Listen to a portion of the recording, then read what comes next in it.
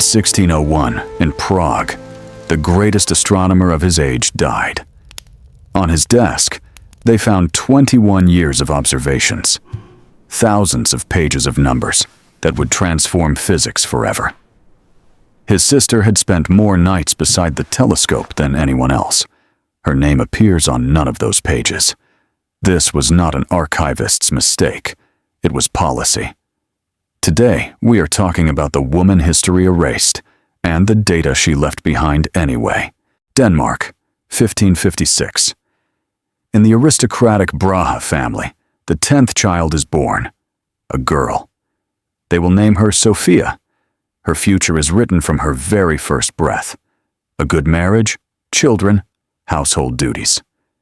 Education, only to the extent that it makes a bride more decorative. A little music, a little French. The ability to carry a conversation about nothing. Science, mathematics, astronomy? No one asked Sophia. In 1556, there was not a single university in Europe that admitted women. Her older brother Tycho left to study at 13. Leipzig, Wittenberg, Rostock, Basel.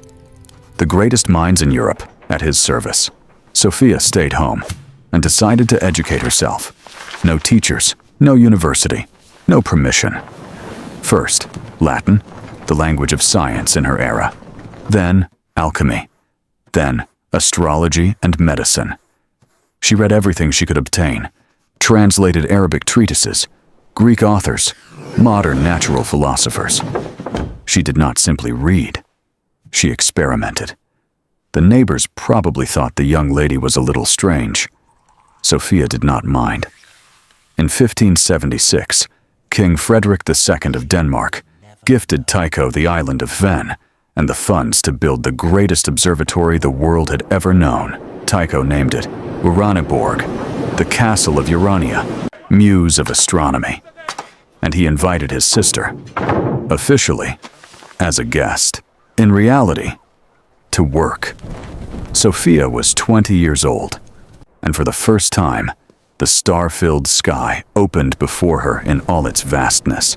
Here's the question historians of science avoided for a very long time. Johannes Kepler, the same Kepler who discovered the 3 laws of planetary motion, wrote in 1601 that Tycho Brahe's data were the only ones accurate enough for his calculations. But Tycho Brahe had already been dead for several months by then, and in the last years of his life, his health rarely allowed him to stand at the instruments. So who was making the observations? The journals answer that question. Someone simply had to ask. Sophie Brahe conducted observations at Uraniborg for years. Lunar eclipses, occultations of stars by the moon, planetary positions at strictly fixed hours, angular distances between stars, thousands of measurements with a level of precision that astonished professional astronomers of the era. Among her works were observations of the lunar eclipse of December 1573. Precise, meticulous, recording the beginning, maximum, and end times using several independent clocks. Those data were later used by Johannes Kepler, the very same Kepler without whom there would be no Newton, without whom there would be no modern physics. He relied on the observations of Tycho Brahe, but part of those observations had been made by Sophia's hand. History never recorded her name in those records, but the numbers remained. And numbers do not ask whose hand wrote them. One contemporary wrote about her, "That was praise. Serious praise by the standards of the 16th century, and at the same time, a sentence. A mind not suited to her sex was a mind the system did not feel obligated to acknowledge. In a society where a woman without a husband was legally almost non-existent, unable to own property, sign contracts, or appear in court, Sophia made an unexpected move. She used marriage as a tool of independence. Otto Totzen, her husband since 1577, didn't interfere, didn't forbid, didn't laugh at the flasks and star charts. That was rare. Over 20 years of marriage, Sophia did not stop a single line of research. In 1588, Ota died. Sophia was 32.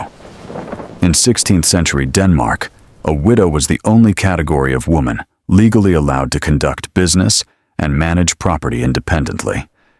Lower third subtitle: white text on dark background, 4 seconds. After her husband's death, a man named Erik Lange entered Sophia's life. An alchemist, obsessed, brilliant, completely ruined. He had spent his entire fortune searching for the philosopher's stone and fled Denmark to escape creditors. Sophia waited for him. For years, she wrote letters, sent money. She did not turn away from the man she loved simply because he became a failure. In 1602, she was 46. They finally married in Helsingborg. No historian calls this marriage practical.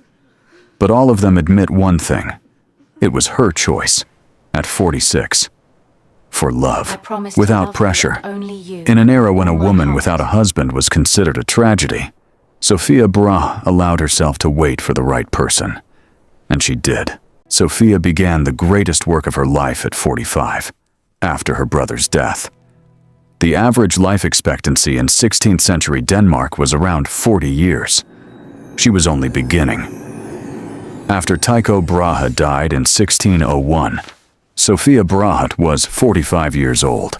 Most people at that age think about finishing their work, not beginning something new. Sophia began the most ambitious project of her life. Over the next several decades, she created a vast genealogical chronicle of the Danish nobility.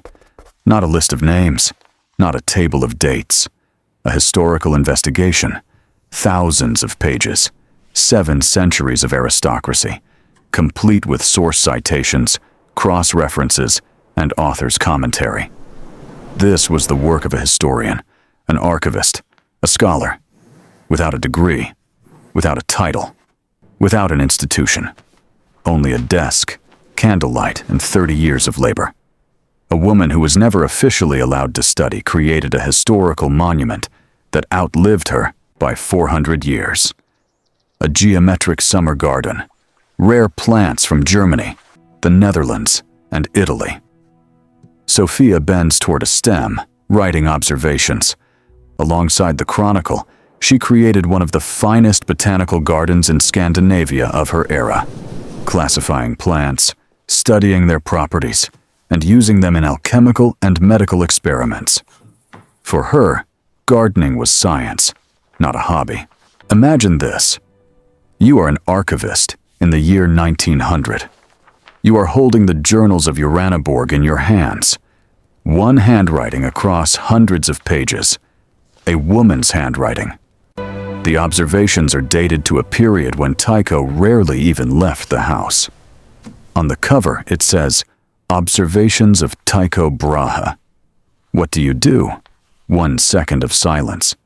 You do the same thing every archivist before you did. You continue. This was not the malicious intent of specific individuals. It was the architecture of the system. The first mechanism: a woman could not become a member of any scientific society. Not one. Which meant that no official institution recorded her contribution. The second, publications were released under the names of husbands and brothers. A woman's name on the title page of a scientific work was almost considered a scandal. The third, the very concept of a co-author did not exist the way we understand it today. Working in someone else's observatory was considered assistance to the owner, not collaborative research. According to historians of science, up to 30% of astronomical data collected in 17th century Europe was gathered by women. Almost none of them were mentioned in official records. Sophie Brahe was not an assistant. She was a scientist. The difference is fundamental. History is slowly, painfully beginning to admit it. Sophie Brahe lived for 87 years. She outlived her brother by 42 years. She watched the stars, tended gardens, wrote history, loved on her own terms, refused to remain invisible. History tried to forget her. It failed. Because numbers do not lie. Because manuscripts do not burn. Because women who look at the stars leave traces behind, even when they are told it is not their place.